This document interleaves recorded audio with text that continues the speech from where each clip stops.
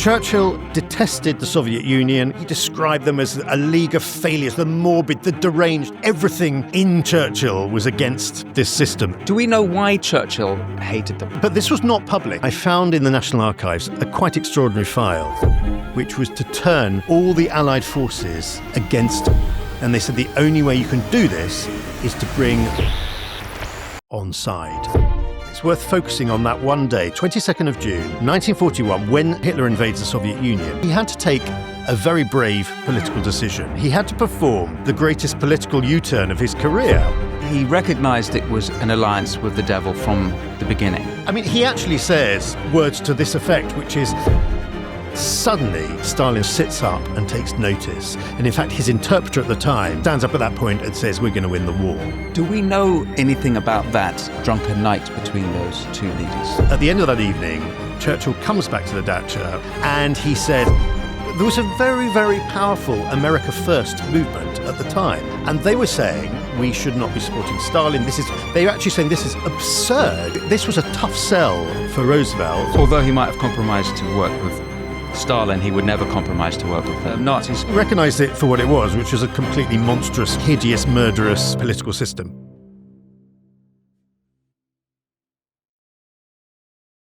Before we get into this interview, I just wanted to say that we have noticed that more than half of our regular viewers are not subscribed. If you want to support the Winston Marshall Show, all you have to do is press subscribe. If you do that, we can have more phenomenal guests exploring the issues you want to hear about that the mainstream media won't touch. But without further ado, on with the interview. Well, it is my great pleasure to have one of my favourite historians in the studio today, Giles Milton. My favourite because you choose all the topics that I seem to love. Whether I first came across your work through White Gold, we were discussing this before we started rolling, about the European slave trade in North Africa, the over 1 million white slaves, which we're going to hopefully cover on another episode. But what we're going to get into today is your most recent book, The Stalin Affair, the impossible alliance that won the war. Now, why I thought this would be interesting and why I wanted to cover it with you is because one of the themes we've been exploring on the show is the post-World War II consensus. And part of that was a weird relationship that the West has with communism, even with Stalin. And it's perfectly normal, I think. In London, you can wear a Che Guevara T-shirt. You can even fly a hammer and sickle, and I've seen them quite regularly at various marches. And people don't really bat an eyelid. You obviously, and for good reason, can't fly a swastika around. And part of that, I think, comes down to this alliance we had with Stalin. And this is what your book explores. So I wondered maybe if we go to that alliance, I think we have to go to 1941, when Hitler breaks his pact with Stalin, invades Russia. I mean, perhaps we should start very briefly in 1939, when Hitler and Stalin, the two great dictators of Europe, they astonish the world by signing their Nazi-Soviet Pact. And this brings them into the same sphere, political sphere. And this is of momentous importance because this means that Hitler can invade the west of Poland, which he does in 1939, and Stalin can invade the east of Poland. And this, of course, brings Great Britain into the Second World War. So a lot of people watching on the sidelines thought this alliance is never going to last between Hitler and Stalin. And sure enough, in 1941, 22nd of June 1941, Hitler's Wehrmacht, which has been massed on the frontier of the Soviet Union, 2 million troops, greatest invasion in history, they pour over the Soviet frontier and effectively the Nazi-Soviet Pact has come to an end. And suddenly, we in Great Britain find ourselves bizarrely on the same side as Joseph Stalin because we're all fighting against Hitler. And this is really the beginnings of this very, very strange alliance. Okay. And it's not a given that Stalin would have made that pact with Hitler back in 1939. I've just been reading Churchill's History of the World War II, and it seemed that in that the Molotov-Ribbentrop Pact, actually, there was a little bit of umming and ahhing about will there be a deal done actually with the Russians, with the British. It wasn't sure that they would do that deal with the Nazis then. Am I right? You're absolutely right. And in fact, I mean, the British and French were also trying to do deals with Stalin at the time. The British sent this preposterous aristocrat. He had a quadruple-barreled name to Moscow to try and negotiate this. And Stalin, when he met him, he turned to his commissars and he said, they can't be serious sending this guy. And so the British were sent packing, the French were sent packing, and the Germans remained. And von Ribbentrop, managed to do this deal, which worked. It was a deal. It was a pragmatic political deal. It enabled them to invade Poland, which is what they wanted to do, and it avoided a war for 2 years between these two powers. Okay, so Churchill was openly anti-communist, anti-socialist before this, and he very vocal about it. I mean, yeah, it's worth really setting out his track record, because this is going to be very important for what happens. Churchill detested the Soviet Union, communism, and Stalin, and had done for his entire political career. Remember, Churchill in 1919, at the end of the First World War, was Minister of Munitions, and it was Churchill who'd sent the British Army and British munitions into Russia to try and stamp out this new revolutionary regime. Supporting the White Russians. Supporting the White Russian, exactly, doing that. He described them as a league of failures, the morbid, the deranged. I mean, the language he used was very, very Churchillian, very rich and very damning. So he had a real, several decades of track record of hating this regime. And, it should be said that Stalin also hated the West, and Stalin would have liked nothing better than to topple the democracies of the West. Do we know why Churchill hated them? Where do we know where that came, how he understood it? Was it because he was reading Marxist literature and understood it's evil? Or I think so, yeah. And his political background. I mean, everything in Churchill was against this system that was being set up in the Soviet Union. And he recognized it as an authoritarian inversion of, the other cheek of the same arse of Nazism. Yeah, I mean, he recognized it for what it was, which was a completely monstrous, authoritarian, hideous, murderous, political system. Okay, so he's then in charge in 1941 when it suddenly finds it that they have the West and the Soviets have a common enemy, which is, I shouldn't say the West, it was Britain alone at that point. Britain alone. Yeah. And there's a really fascinating thing happens, and it's worth focusing on that one day, 22nd of June, 1941, when Hitler invades the Soviet Union. Churchill is at Chequers, his country retreat, and he's with all his advisors, and they're sitting around the table. They're wondering what they're going to do. How are they going to react to this? They just don't know. And most of his advisors are saying, you can't possibly go into a pact with Joseph Stalin. It's just absurd. It doesn't work. Look at what you've said over the last 2 decades. And Churchill, I think this is, a hallmark of Churchill's greatness is that he had to take a very brave political decision. He had to perform the greatest political U-turn of his career on that day. That very night, he broadcasts live on the BBC to the nation and says that he's going to throw his weight, his support, his political support and military support behind Joseph Stalin and the Soviet Union. And it's a fascinating broadcast because Churchill, he knows he can't, like most politicians, bluff his way through this. He confronts to the nation. He said, no one has been a more ardent critic of communism than I have, but we're in a state of absolute crisis. And this is simply the most pragmatic option open to us. Mm-hmm. And he sells it to the nation like that. He was criticized by many people for doing so, but it was a monumental decision on his part, because now, from that day on, he's got into bed with his greatest political enemy. Let's take a quick look at how the media is reporting on Trump's call for elections in Ukraine using ground news. Now, left-leaning Politico ran the headline, Trump thrashes European leaders in wide-ranging interview. I think they're weak. Contrast that with right-leaning The Telegraph. Zelensky must accept peace deal because Ukraine is losing. 2 completely different headlines on the same story. We've partnered with Ground News because their app helps me and my team cut through media bias and actually see the full picture. There are over 100 articles published on Trump's comments, and we can access every single one through Ground News, complete with source ratings, media bias, and context breakdowns. Seeing all sides, regardless of political lean, is essential if you want to cut through media spin and stay genuinely informed. That's why I really like Ground News' blind spot feed, which highlights stories being underreported by both sides. Like this one, I noticed that only 10% of the coverage about young kids using smartphones and the higher risks of depression is coming from right-leaning outlets. I genuinely believe in what Ground News is doing, and I encourage you to check it out by scanning the QR code or visiting ground.news/Winston. If you subscribe through my link, you'll get 40% off unlimited access. Ground News is subscriber funded, so by supporting my sponsors, you are also directly supporting this show. Now back to the interview. He recognized it was an alliance with the devil from the beginning. He did. But he also recognized it was to defeat the other devil. I mean, he actually says pretty much words to this effect, which is, they're both monsters, but one is a slightly worse monster than the other, and that's Hitler. Do we have any idea about how he was? So it was just pragmatic for the moment. Did he see communism or the Soviet Union as something on the horizon that would need to be defeated and dealt with later? Yes, I think long term he would have liked to eradicate the system, in the Soviet system. But, this is a moment of crisis. I mean, Britain's in serious trouble at this point. It's being bombed from the air by the Luftwaffe. British cities are being reduced to dust.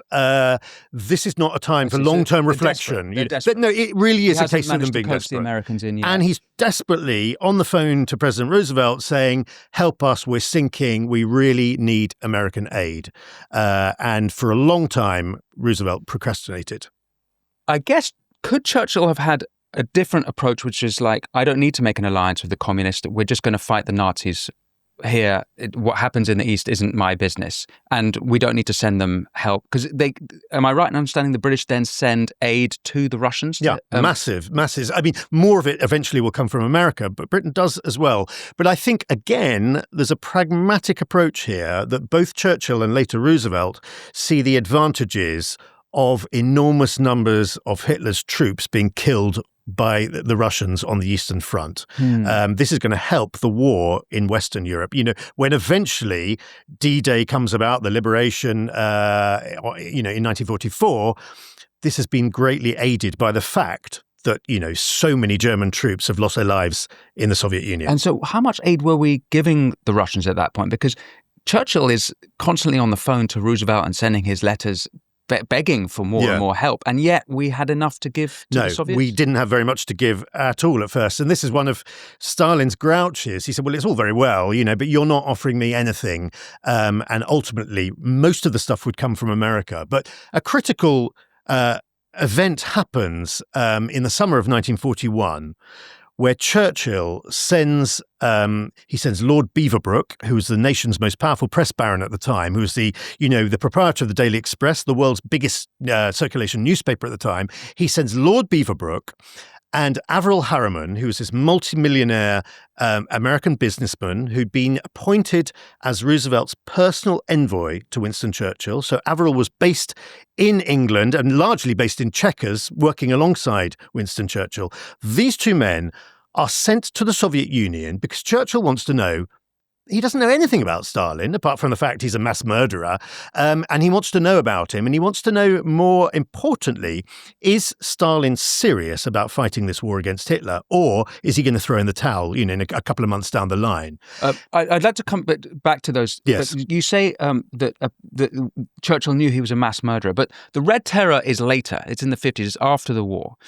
And we know that the gulags exist, and Lenin actually started them. But what do they actually know about Stalin being a mass murderer? Well, they know all about the famine in Ukraine, which killed millions of people. And that had been, yes, exactly, that had been reported on in the press, so was widely known. And Stalin was widely held to blame for that, for knocking out the kulaks and the rich peasants, etc. Okay. So he was held responsible. In Churchill's eyes, he was responsible for the deaths of enormous numbers of people. Which was about 6 million, I think. Yeah. I mean, the numbers are disputed, but it was a vast number. Right. Okay. So back to then these two, this envoy that's sent. And this might seem like a silly question, but how actually did they get across to Russia? I mean, well, it was very, very difficult. They went by ship to Archangel and then flew from Archangel to Moscow. Where's Archangel? It's in the very far north of Russia. So they went across the North Sea, exactly into the Baltic, round there, and sort of up the top of Russia. An extraordinary voyage, very, very dangerous as well, with all the U-boats prowling around in the North Sea at the time. The only other way into Russia, especially as the Nazis had Norway. Yes, right? exactly. So, No, it was extremely dangerous. The only other way, which is what Churchill would later use when he visits Stalin, which we'll, I'm sure, get onto later, he flew to Casablanca, he flew across North Africa to Egypt, then from Cairo he flew to Tehran, and from Tehran he flew over the Caucasus into Moscow. This is the journey that takes 4 or 5 days and is absolutely punishing in a plane of the period. You know? Wow. So a dangerous voyage, a difficult one, but... And actually, Beaverbrook and Averell Harriman, as they flew into Moscow, they were fired on by Soviet ground defenses who thought they were German Luftwaffe planes coming to attack. But anyway, they landed safely. And it's worth sort of picturing the scene because these are two multimillionaires. They are dripping with money. And they are exactly the sort of people that Stalin absolutely detested, you know. An odd pick, if you like, on the part of Winston Churchill. They go into the Kremlin and Stalin is unbelievably rude to them. He doesn't believe a word of what they're saying. He doesn't think all these promises they're making about supporting the Red Army in its hour of need. They bring a letter from Churchill. Stalin doesn't even open it. He tosses it aside and, treats them very, very badly. They have a second meeting on the next night, and this goes much better, partly because I think Churchill chose Beaverbrook and Harriman because they were charming and they could deliver. These were the guys, they had the ear of Churchill and they had the ear of Roosevelt. And so what they could, when they said things, they could back it up. And so they went into Stalin on that second meeting and they literally had a list of munitions, of tanks, of planes, of whatever that they could supply to the Soviet Union. And suddenly Stalin sort of sits up and takes notice. And in fact, his interpreter at the time just stands up at that point and says, we're going to win the war, when he sees what these two multimillionaires are offering. Okay. And so this is really the very beginnings of, many of your listeners and viewers will know about or will have heard of Lend-Lease. This is the beginning of the Lend-Lease program by which American military might is going to be funneled into the Soviet Union to supply Stalin with the weapons he needs. Oh, I see. Okay, so it wasn't how much were the British actually offering? Was it predominantly American? It was. The British were offering stuff and would offer more as the war went on. But 41, it was a desperate time for Great Britain. They really didn't have anything to offer at the time. This was mainly American stuff at that time. And Lend-Lease was difficult for Roosevelt. He just won a second election by then, or was the third election? Yeah. Was that in 1940, late 40? It was late 40, I think. Okay. Yeah. It was very difficult for Roosevelt because there was a very, very powerful America First movement at the time, very vociferous and very powerful in Washington. And they were saying, vocally, we should not be supporting Stalin. They were actually saying this is absurd. We're going to the support of the very man who'd like to wipe us off the face of the planet, Yeah. And so this was a tough sell for Roosevelt, but he pulled it off. He got it through Congress. And from that point on, really, it's a fascinating the logistical sort of challenge that America faced. And what happened, or what would end up happening, is, all the vast kind of automobile factories in Detroit, which turning out millions of vehicles each year. Everything was turned over to producing jeeps, tanks and planes, not just for the Soviet Union, for Great Britain and for America itself, of course. But, that industrial might was on a truly grand scale. No other country in the world could compete with this. And it was a man like Averell Harriman who had the direct ear of Roosevelt that was able to present the case for doing this in very powerful language. Oh, okay, so the Russians, they weren't actually charmed. They just saw the list of gear and were like, yeah, yes, please, we'll take it. Yeah, and I think throughout the course of the war, Stalin continued to be impressed by Roosevelt, not as a political leader, but simply as a representative of this nation that was so industrially powerful. It was the country that Stalin himself would like to build inside the Soviet Union. Okay, so how were what was the relationship of Roosevelt? I know about after the war and Truman, and they're absolutely, even during the war actually, they're conscious about Soviet infiltration, the communists in America. Before the war, what's the relationship of America with communism? Is there a deeply anti-communist sentiment? How we've already explored what that Churchill's approach was to it, but what's the American version of that? Yeah, there is an anti-communist sentiment, quite a powerful one, and particularly an anti-Stalin, anti-Soviet system voice is very powerful. As I said, there were powerful voices in Congress who were speaking up against, everything that the Soviet Union stood for. And so this makes the transformation kind of even more remarkable when you think that, America is also going to get into bed with Stalin. And this is where he goes from being Stalin to cuddly old Uncle Joe, So this is where they really have to try and change the image of this monster in the Kremlin and make him sound like a sort of, a lovely avuncular figure. And presumably part of that is by emphasizing how evil Hitler was. Oh, absolutely. Right? So yes.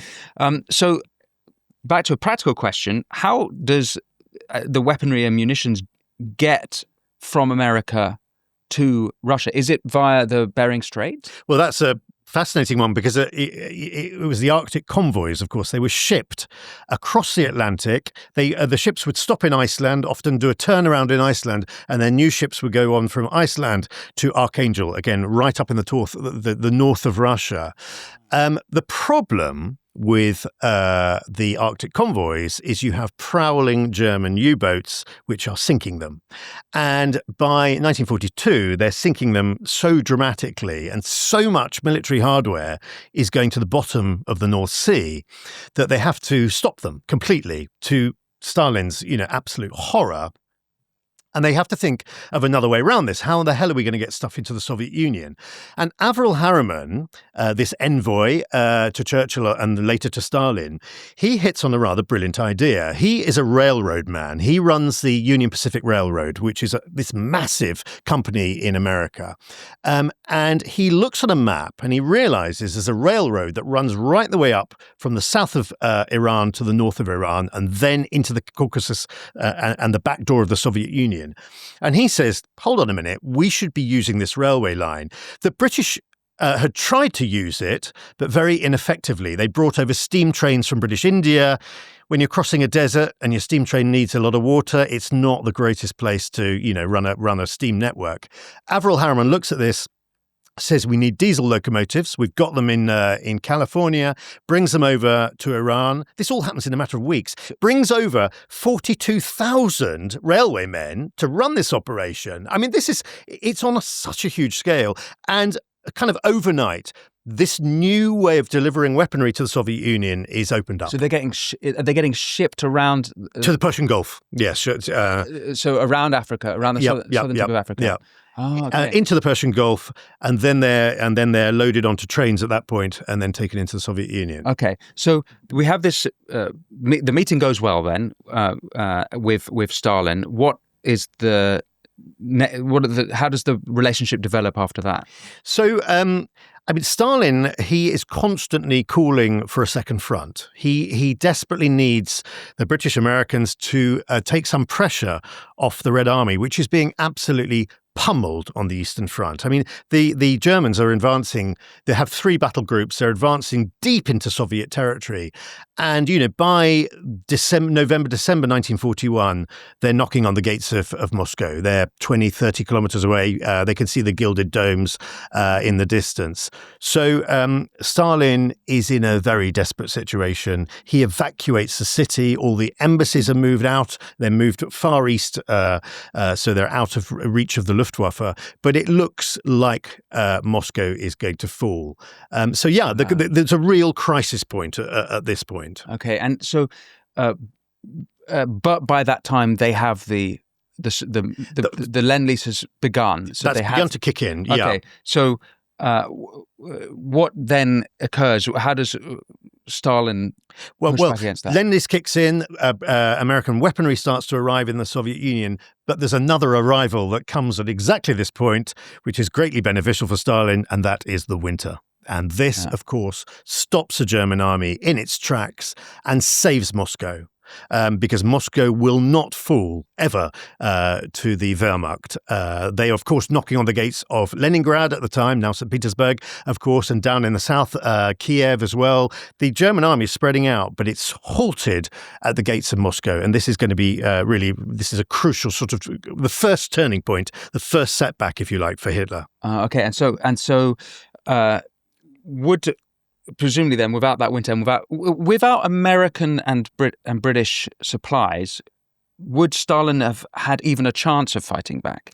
It's really, really difficult to know what difference over this whole course of the war the influx of American and British weaponry made to the Soviet Union.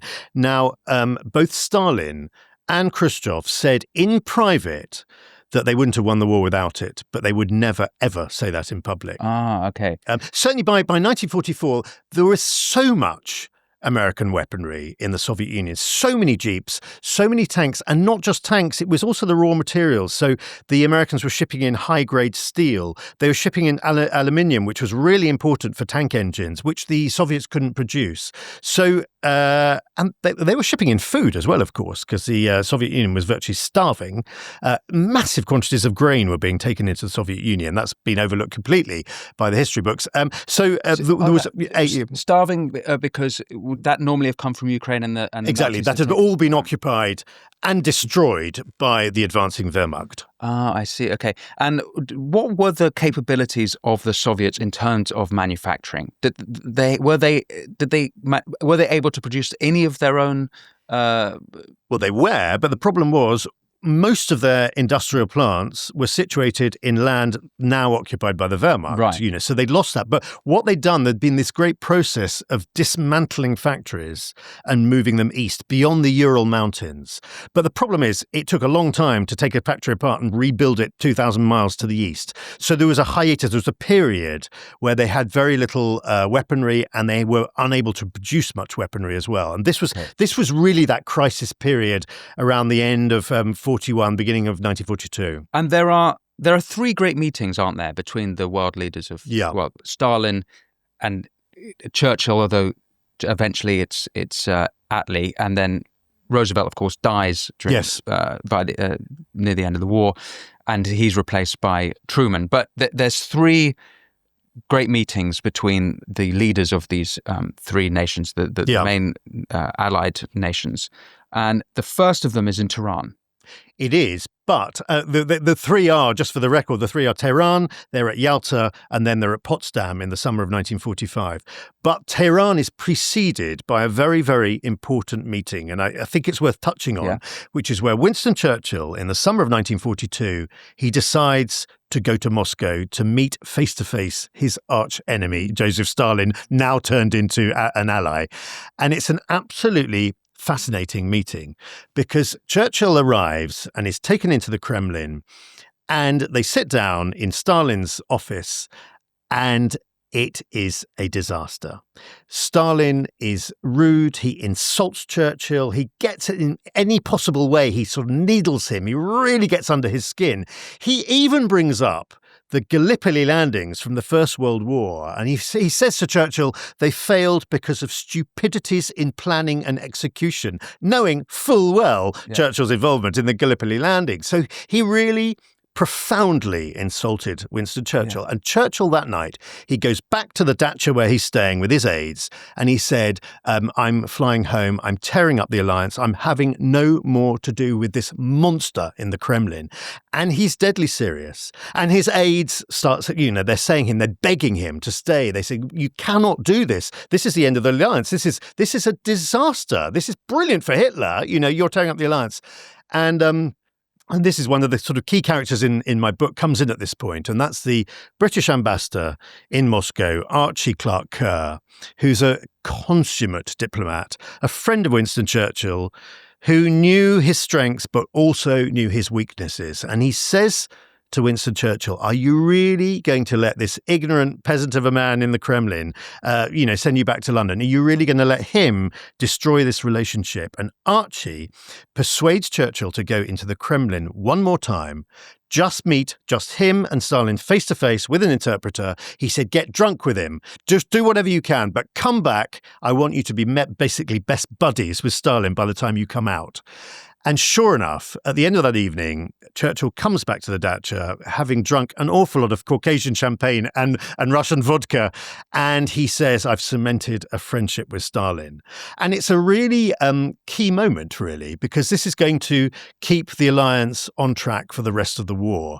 And it really is that I kind of feel when I read this stuff written by Archie Clark Kerr that they don't make diplomats like him anymore. He was really, truly skillful because he had a profound understanding of human nature, and he knew how to get people on his side. And so he, more than anyone else, really saved the big three relationship at that point. Do we know anything about that drunken night between those two leaders? We do. We know absolutely everything about it because Archie persuaded the interpreter to write down everything that happened that night. It's absolutely fascinating. So the two men were sitting in Stalin's study, and then Stalin says, let's go and eat together, takes him to his private apartment, calls his daughter Svetlana, the red-headed daughter, to come and serve them drinks.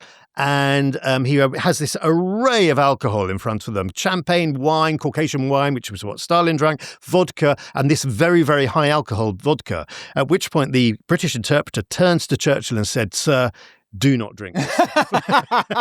This is very bad news." And for once, Churchill actually listens, which is probably good for the Allied alliance, Wow. But Churchill comes back and he is full of it. He honestly, it's an amazing thing. Stalin this and Stalin that. Stalin was wonderful, and Stalin even brought his red-headed daughter to serve me. And it's peculiar sort of loving he has with Stalin at that point. It's very, very bizarre. And he's saying, "I can't wait to go back to Britain and to tell everyone how wonderful Stalin is." Do you know if they were talking politics or were they just talking anything and everything? They were talking everything. Now, the other thing about Stalin, which is worth mentioning, which Churchill realised at this point, and which his ambassador, Archie Clark Kerr, had been telling him all along, is do not underestimate this guy. Yeah, he looks like an ignorant peasant, the way he dresses, the way he talks even. He's extremely shrewd, he's extremely well-read, he's extremely manipulative. And I think Churchill at that point got this first hint that actually he was dealing with, if you like, a malevolent genius, that Stalin knew exactly what he wanted. He was extremely well informed. And you asked about the conversation. He even launched into a conversation about tactics at the Battle of Blenheim. I mean, he was very widely read, Stalin's. Well, it wasn't he was just on his blinkered sort of communist propaganda stuff. He'd read Hemingway, he'd read Faulkner, and he annotated everything. So he had 20,000 books in his library, and he annotated when he disagreed with something, he'd just write "piss off" in the margin. Wow. Yeah. So when that first meeting before the drunken night, yeah, Stalin behaves as he did.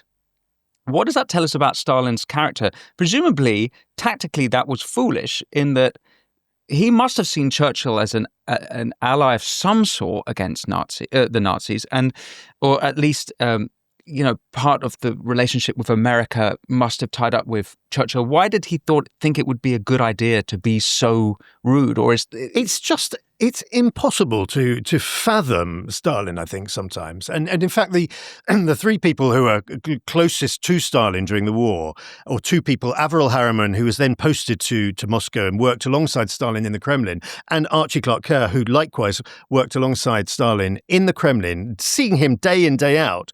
At the end of the war, they could not fathom him out. They said his behaviour is so extraordinary. Archie said one thing that I thought was very interesting. He said, when you see Churchill and Stalin together, he said, I have the impression that these are just two very needy people. They need each other. He said it's very, very odd when you've got the two of the three most powerful men in the world needing each other and wanting to be liked by each other. It's very extraordinary. So it actually comes to a point where Stalin does want to be liked by Churchill. I think so, yes. So it's like a sort of erratic, It's very odd, yeah. And in fact, Avril Harriman writes this rather wonderful account. I can read it out later if you like. It's very short, but just saying that how he said, first of all, Stalin, he knows he's a mass murderer. He knows he's this evil, horrible tyrant. And yet, he said, to me personally, he was always the most gracious and courteous person I've, had to deal with. And he also says that of the big three wartime leaders, him, Churchill and Roosevelt, he said, without a doubt, Stalin was the most effective because Stalin knew what he wanted and he knew how he was going to get it. And did Stalin, he didn't have the strongest hand. It would have been Roosevelt who had the strongest hand. So despite that, and I mean, I guess Churchill would have had the weakest hand, perhaps, of the three of them. I mean, it was a relationship of unequals. I think already by the time we get to the Tehran conference at the end of 1942, Churchill writes a very telling phrase. He said, there I sat at the conference, he said, and I had the great Russian bear on one side of me, its paws outstretched. And he said, on the other side, I had the great American buffalo sitting next to me. And he said, there I was in the middle, the little English donkey, And he did feel, I think, that you have this industrial power on one side and this vast country on the other, And I think he, great imperialist that Churchill was, he felt that the power of Great Britain and the British Empire was slipping from his hands, and it upset him and left him deeply depressed. Yeah, quite. And is this the first time that Roosevelt meets Stalin? It is, yeah. And what do we know about Roosevelt's impressions and how those two were getting along? Well, everyone who saw Roosevelt in dialogue with Stalin was appalled at his naivety. He believed what Stalin said. And so, for instance, just to give one example, Stalin said to Roosevelt, at the end of the war, he said, probably the Red Army will have occupied the Baltic states. But he said, don't worry, what we'll do, we'll hold a plebiscite and see who they want to be ruled by.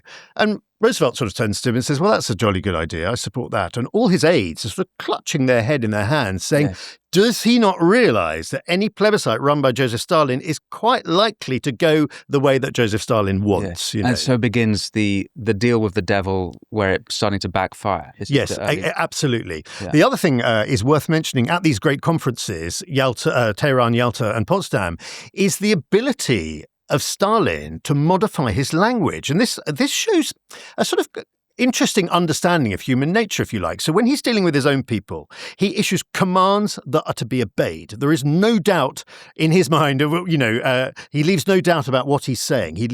An order or an instruction, and it is to be done. When he turns to the British and Americans, he's this emollient, maybe we could do this, or have we thought about doing this? And his interpreters never cease to be amazed by the way that Stalin was able, chameleon-like, to change his tone of voice or change his attitude according to who he was speaking to. And they thought that was a sort of extraordinary political acumen, if you like, to be able to do that. This was a man who'd hardly ever traveled outside the Soviet Union, who didn't really know much about the outside world. And yet to be able to do that, to be able to talk with Roosevelt, behind Churchill's back, had suggested that the two of them solve the problem of British India. I mean, this is realpolitik gone mad, And Stalin, at that point, delivers this monologue about the caste system in India. So extraordinary, really. Presumably criticising the caste system. Criticising it, but just the fact he knew about it and was able to talk fluently about it really stunned everyone in his presence at that time. Okay. I'm a little surprised that Roosevelt would behave like this, not least because I imagine by that point the Americans are quite conscious that there were Soviet spies and collaborators working in America. Or am I wrong to think that? I think you are, actually, because, the atomic program, which obviously had been infiltrated by Soviet spies, they knew everything about it. Stalin knew exactly what was going on. That really was not known in America. In fact, it was really 1946 when all of that came out. Right. And, it's been said, and it's quite possibly true, that President Truman, who took over from Roosevelt on his death in April 1945, President Truman probably knew less about the American atomic program than Stalin did, because he was not privy to everything that was taking place, the research and the whole program taking place in America, whereas Stalin had all his spies who'd infiltrated it and knew everything about it. Sick of the ads? Want to support this show directly? Want bonus content? Well, head to our Substack, where you'll get all of those benefits and more. It's all over at winstonmarshall.co.uk, where you can sign up today. But if you don't use Substack and still want to support us directly here, then check out YouTube membership. With your support, we can continue to grow this show, get on guests that you want to hear about, and explore the sticky issues that the corporate and mainstream media just won't touch. But enough from me, back to the interview. So then we come to the next meeting, Yalta. I know we're zooming through immense history here, which must be frustrating, but we come to 45.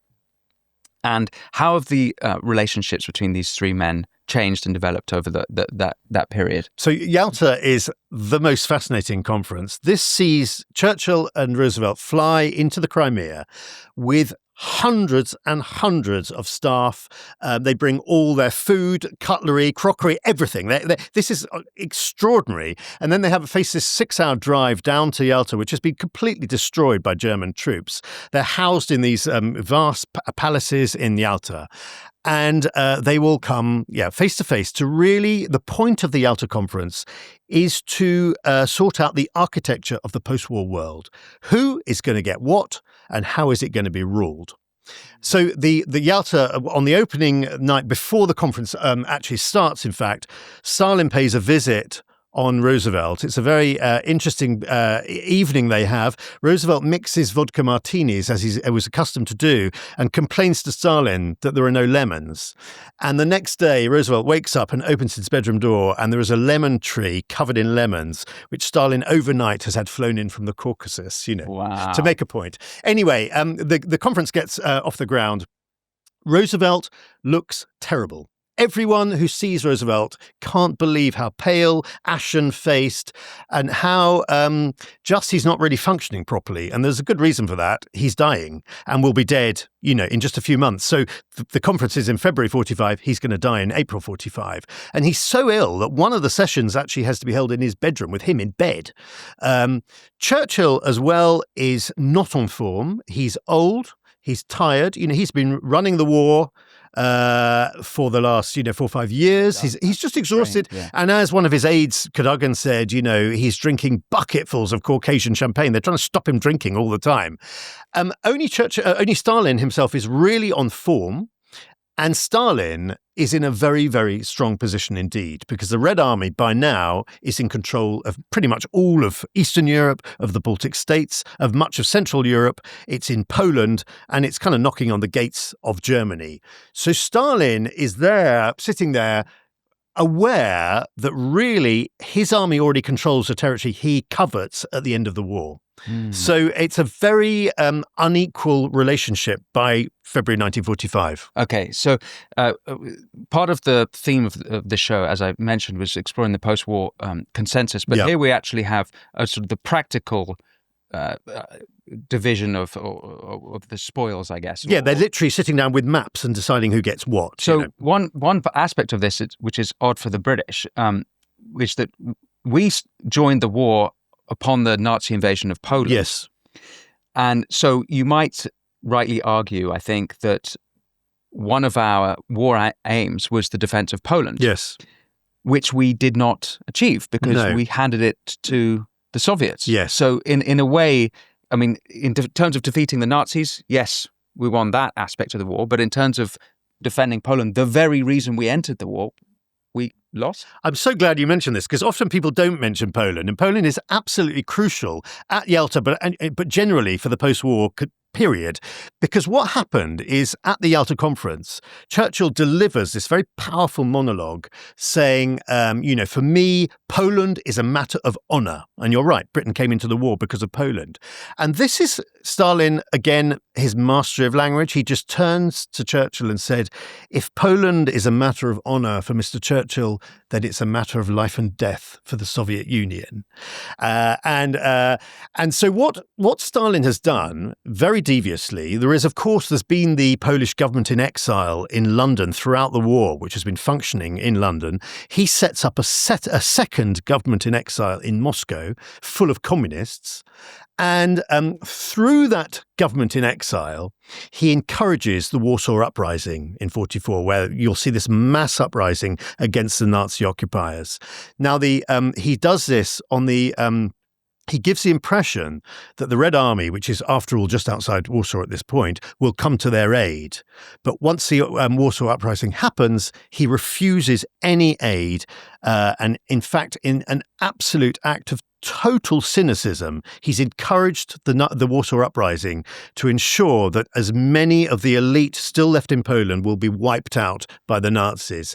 Absolutely extraordinary, really. What is why do presumably because he has his hope is to take Poland. He absolutely intends to take Poland, yes. Why is it that Stalin wants Poland? You'll have to remind me was he an international communist? Was it part of a sort of world communism thing, or did they need Poland as a sort of economic, it would help build the Soviet Empire because of its economic significance? I think it's both. I mean, yes, he was an international, or he had been an international communist. He was one of the founder members of the Comintern, which, its express aim was to topple the democracies of Western Europe.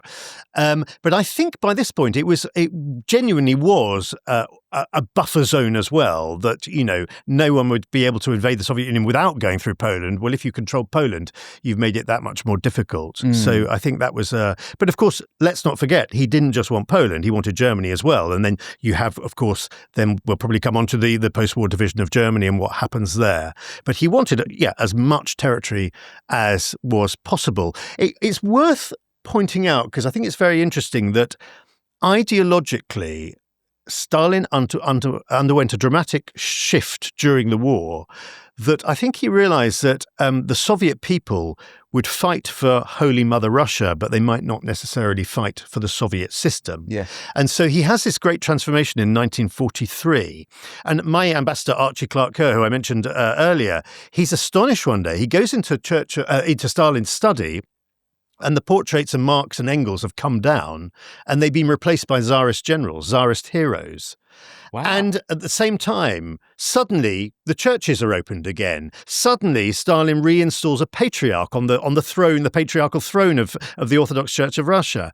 And this is all a part of Stalin's policy to revive the idea of Holy Mother Russia, which he thinks will unite the nation behind him. He's right, it does, but it is an extraordinary change of tone. Suddenly, sort of communism gets brushed under the carpet, and we have this new imperial sort of grandeur that comes over the city. Because he understood psychology, and there's a very bizarre. I can't remember which previous guest has said this, but I asked about why Stalin was so popular today in Russia, and it's almost an inversion of that. It's because Stalin led the war effort to defeat the Nazis. Yes. And of course, was it 10, 20 million Russians? No one really knows, but it's millions and millions and millions.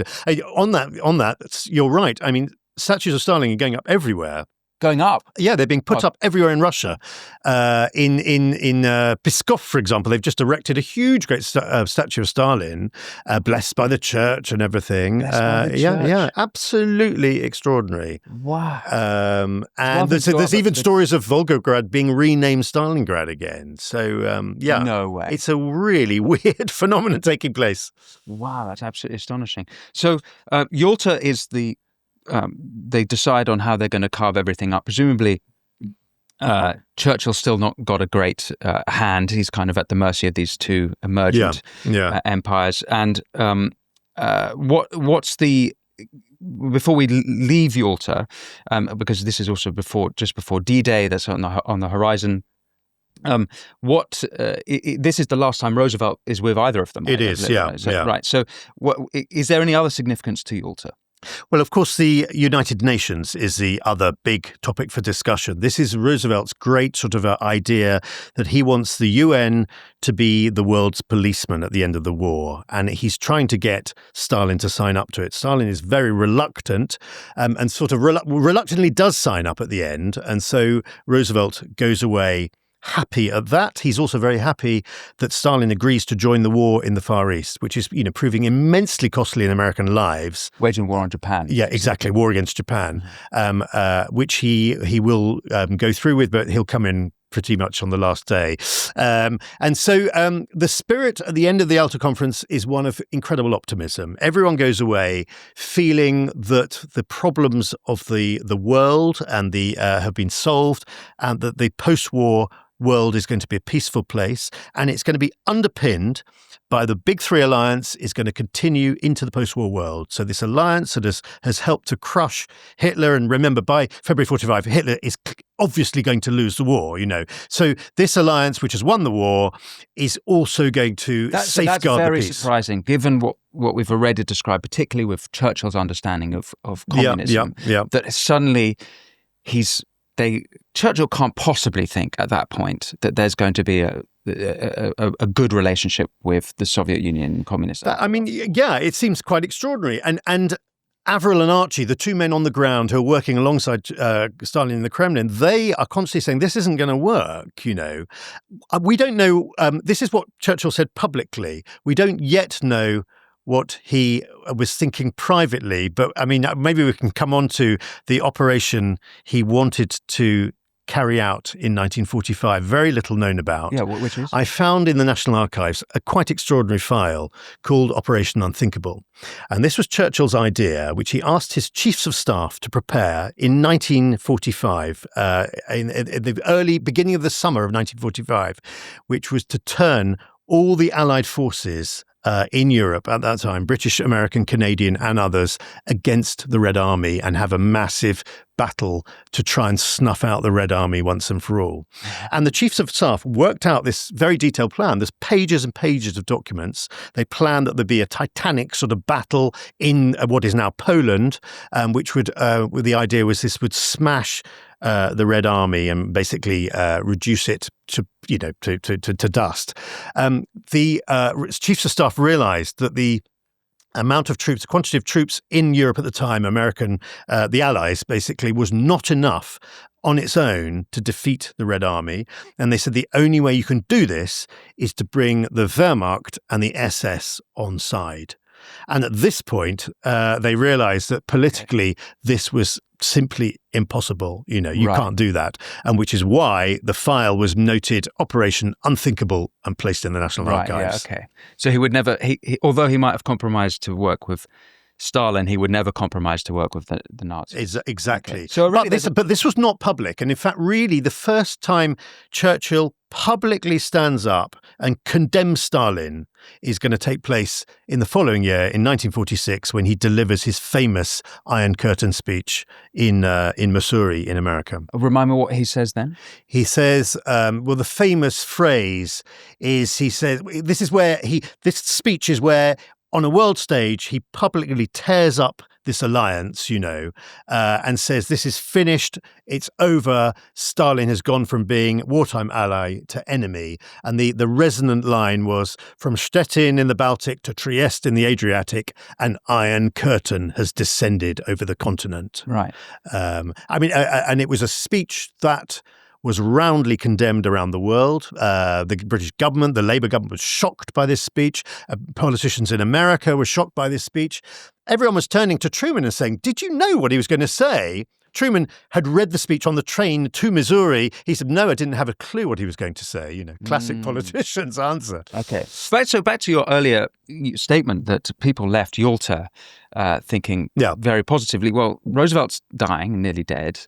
Churchill, it doesn't actually seem like he is positive about the Soviet Union whatsoever. He might openly profess it, but secretly, if you look at all his other behavior and his saying, he's thinking something different. Yeah. So coming out of Yalta, actually, it's not necessarily... Stalin has promised them free elections. There's going to be plebiscites. They're not going to be Red Army-dominated governments, communist-dominated governments. He's talking a good talk, and they swallow it. And that's what I'm saying. My men on the ground are saying, don't believe a word of what this guy's saying to you. So before Missouri, though, there's Potsdam. So this is this is after the Nazis have surrendered. Yes. Has killed himself, but before the Japanese. Exactly. This is July 1945. Yeah. Okay. So we have peace in Europe, but the Second World War is not completely at an end. And this is where, the big three meet again, except the big three have changed. Churchill comes for the beginning of the conference, but only the British would hold a British general election halfway through this incredibly important conference. And what happens? Churchill loses. And so he goes home halfway through the conference and is replaced by Clement Attlee and Ernest Bevin, which somewhat undermines the British negotiating strategy, it has to be said. Roosevelt has died, and so he's been replaced by his vice president, Harry Truman. Harry Truman is a man with virtually no experience of foreign affairs whatsoever. Comes to Potsdam and actually plays a pretty good game. He's been well briefed and he has a trump card in his pocket, which he pulls out halfway through the conference, which is when he tells Stalin that the Americans have developed an extraordinarily powerful weapon. He gets this wonderful coded message at the conference, and it's delivered to him. And the coded message says, "The patient has been operated on and the operation has been successful." And that was talking about the Trinity test and the testing of the atomic bomb. Yeah. And so Truman tells Stalin this, he says, and he's rather expecting Stalin to be tremendously impressed by this news. And Stalin just says, "Great, use it against the Japanese." That's all he says. And of course... So I'd actually heard a version of that story where Stalin goes, "I know." Oh, I've not heard him saying that. No, but maybe that's just I'm not sure about that. Post-war myth. Churchill was listening into the conversation because he knew Truman had told him, "Hey, I'm going to tell Stalin tonight," and he doesn't mention ever that Stalin said that. But Stalin clearly did know. He knew every detail of it. Oh, because he had his spies looking in on the operation. Yeah. So you have Churchill and Truman arrive, and then Stalin arrives. And Stalin arrives in some splendor. He's dusted off the Tsarist imperial train and arrives in Potsdam in this train, and he looks every inch the military victor. He's in a white generalissimo's military uniform, and he's on good form. His health is suffering, it should be said, but he's on good form in the sense that he knows he's got pretty much what he wants. Wow. So this just on Clement Attlee. Yeah. He was obviously a key figure in the British coalition government through the war. But he is Labour Party man. I don't know too much about Attlee, but I'm assuming a socialist. What's his attitude to Stalin? And does that change the British attitude to Soviet Union with him being elected prime minister? Attlee, I think, has been pretty much on message with Churchill all the way through. And he was invited to the conference at the beginning because there was this uncertainty over the election. I think maybe more importantly is Ernest Bevin, the Labour Foreign Secretary at the time, who was extraordinarily pugnacious. And although from a socialist background and steeped in the Labour Party, he totally mistrusted Stalin and was very aggressive towards him. His first words to Stalin were, "I'll not have Britain barged about," But of course, by the time the new Labour representatives got there, it was kind of too late. The conference was wrapping up and all the big work had been done. And I think we should probably talk about Germany and what's going to happen to Germany, because that's going to be the key really thing that is set in motion after Potsdam. This is the big carve up then of Germany. This is a big carve up, yeah. Which had already been decided on at the Yalta conference, gets fleshed out at the Potsdam conference. And essentially, many people will know this already, but Germany is divided into two. The Soviets are going to get the eastern half of Germany and run it according to their system of government. And the west of Germany is going to be divided between Britain, America, and France. Stalin said to Churchill, Roosevelt, Truman, why France? They haven't done anything in this war.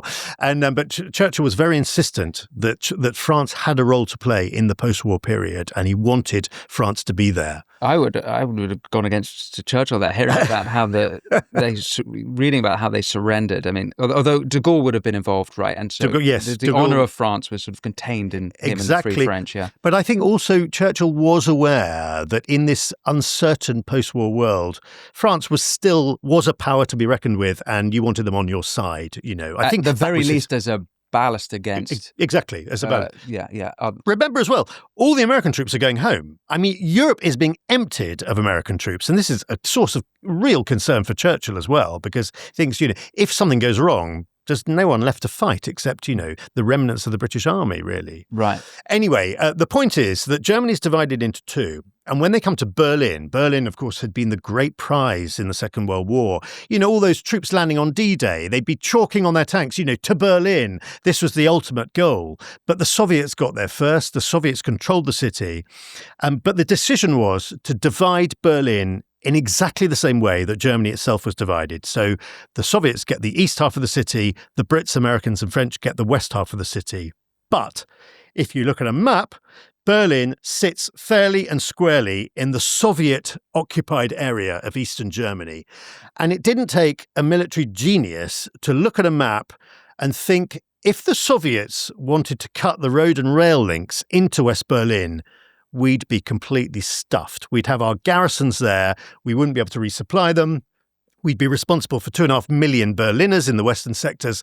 We wouldn't be able to feed them. We wouldn't be able to supply fuel for them because everything had traditionally for Berlin had come from Eastern Germany. And so those on the ground realized from the very beginning, we're potentially creating a really, really disastrous situation here where we could be under a siege situation with the Soviets blockading the city. So why did they allow it then? Was it that they had no real...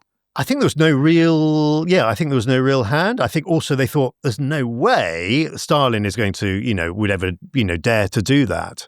But rewind 4 years, fast forward 4 years, and that's precisely what's going to happen. Did they have a sense at that time about how that border would become an iron curtain and a real, even today, there's parts of the wall in Berlin that's still up, and you get, was it Checkpoint Charlie, and you still see how it was almost prison-like, the walls were. Was there a sense at that point that it would end up looking like that? No, none at all, because at that point there was no border between the sectors. The wall didn't go up until 1962, I think it was. So there was a very long period where you could cross quite freely between the British sector and the Soviet sector, for example. And some people will be familiar with those signs, "You are now leaving the British sector." They were on all the main roads, but you could cross freely. But as relations began to grow ever more tense from 1945, 46, 47 between the Western partners and the Soviets,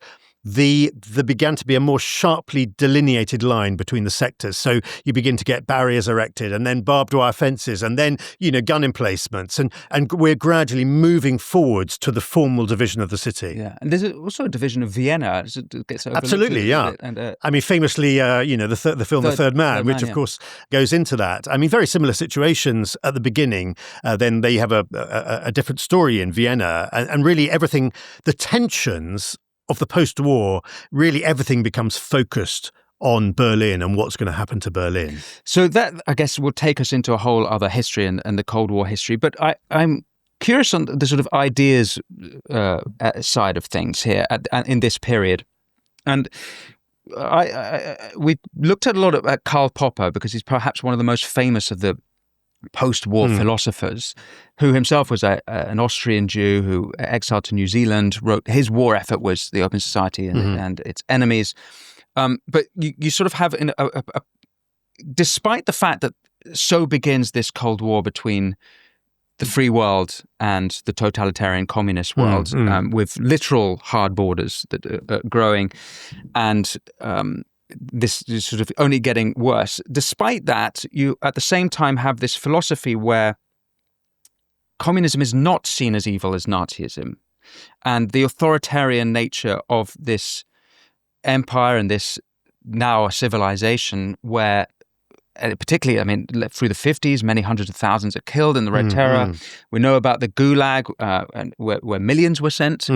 And perhaps it's because that information comes out later. I'm not quite sure, but so begins this bizarre psychological relationship, or differing relationship between these two totalitarian regimes. And I wondered if you had insight into why that might be, why we have now today even still this different understanding of communism as opposed to Nazism as not necessarily as evil as Nazism? Well, I think the great fear in the aftermath of the Second World War, and this is represented most eloquently by George Kennan, who was the American diplomat working in the American embassy in Moscow, is that the Soviet Union was an empire that was always seeking new land.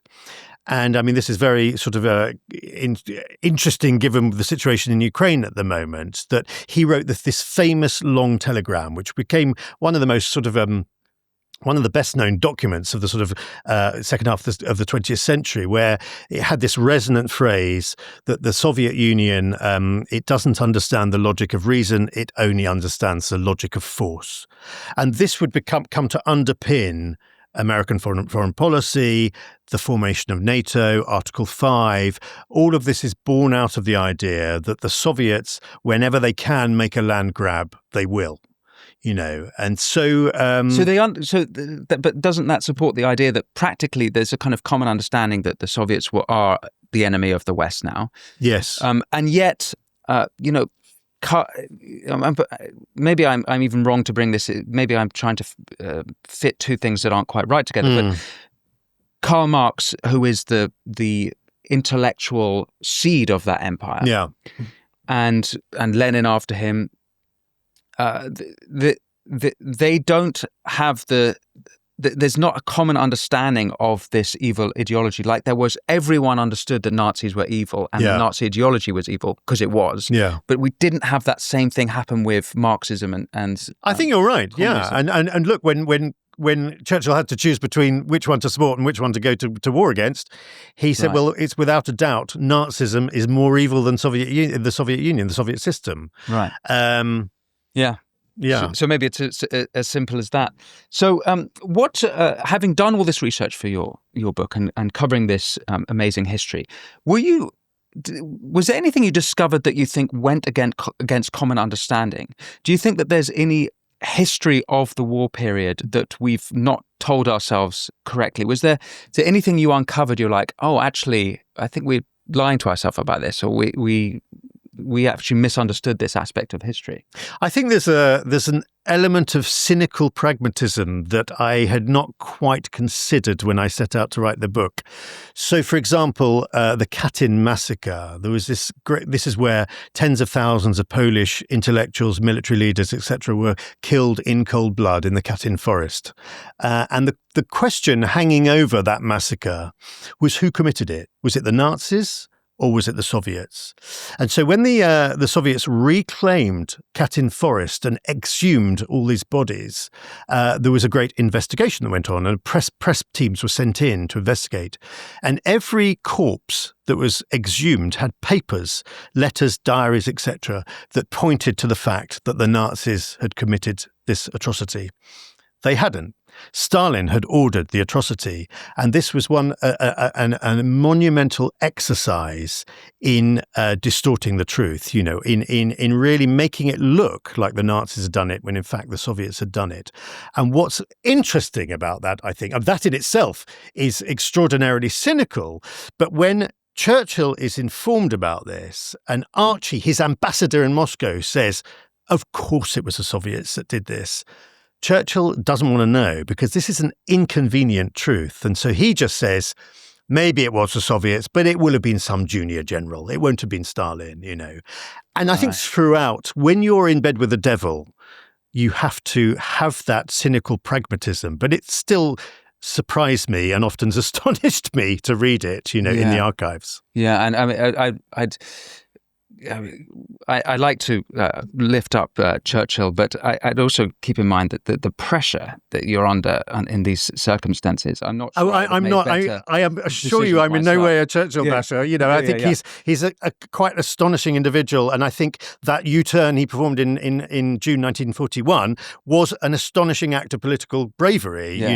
But I'm really just pointing out that when you're in an alliance, which you have to be in, it creates very, very uncomfortable situations. What would the counter history be if he hadn't managed to turn that first meeting around? What would do you think how would have things played differently? It's so hard to know, because would Roosevelt have pulled out of his alliance with Stalin? Possibly. Would Stalin have carried on fighting? Almost certainly. I think the Germans were ultimately doomed on the Eastern Front anyway. But I think certainly all the Lend-Lease weaponry, etc., hugely speeded up the war. As I mentioned earlier, Stalin said without it we wouldn't have won the war. That might be the case, but certainly the war might have gone on for at least another year or 2 years on the Eastern Front had it not been for, tens of thousands of American tanks and jeeps. It's phenomenal history, and we've covered unbelievable amount of ground. So it's quite a talent on your part to be able to do so in such a compelling way, and I absolutely love the conversation. I want to take us over to the Substack for a slightly different conversation. Right. We're going to just have a brief one about your other book, White Gold. But before we do that, of course, I want to bring attention to viewers and listeners to The Stalin Affair, The Impossible Alliance, the war, your book. But is there anything else on this topic that you think that I have missed that is crucial? And is there anything you'd like to bring listeners and viewers attention to, maybe your social media or work that you'd like highlighted? Let me tell you one anecdote, because I think it speaks volumes, and it astonished me. When Averell Harriman, Roosevelt's envoy to Stalin during the war, went to Stalin at the end of the war, and they had their final meeting. And Stalin said to Averell Harriman, "You've been a great friend to the Soviet Union during the war, and you've been a great friend to me personally. I'd like to give you a gift." And the gift he handed over was truly magnificent. It was this wonderful copy of the American Great Seal, with the eagle and everything. And it was hand carved in wood, astonishing work of artistry. And Averell was, genuinely and deeply touched by this. And he hung the Great Seal in the library of the American Embassy in Moscow, where all the most secret meetings were held. Not for 7 years was it realized that Stalin had placed a bug inside that Great Seal, and every single conversation had been listened into. And I just thought that sort of sums up the malevolent cynicism of Joseph Stalin. Wow. What a force, albeit a very evil one. Giles, it's been an absolute pleasure speaking with you. Thank you so much. I'm going to ask you about the 1 million European slaves in North Africa over on our Substack. And that was a great pleasure. Thank you. Thank you so much for having me on. The more I began to investigate it, the more fascinating it became, because this was on a huge scale. They were raiding the shores of the Mediterranean, the Atlantic coast of Portugal, Spain and France, and Great Britain, and indeed colonial America. It's a quite astonishing story, and to my surprise was really quite well documented, because a number of these slaves had kept detailed diaries, and it centred, of course, on the all-powerful Sultan Moulay Ismail. They were encouraged to convert to Islam, and if they converted to Islam, they got much better treatment. If you converted, that meant the rest of your life was going to be spent in one of the Barbary states. Thank you for watching The Winston Marshall Show with the phenomenal Giles Milton. If you head over to our Substack at winstonmarshall.co.uk, now you'll enjoy an extended conversation where Giles and I discuss the white European slave trade in North Africa. That is, the slave trade conducted by the Muslim Barbary pirates, the corsairs, who were taking slaves not just from around Europe, but the British Isles as well. That's all at winstonmarshall.co.uk. If you want to support the show, remember to press subscribe, and as well as extended conversations over at winstonmarshall.co.uk, you'll also get ad-free viewing. But otherwise, thanks for watching, and until next time, be well.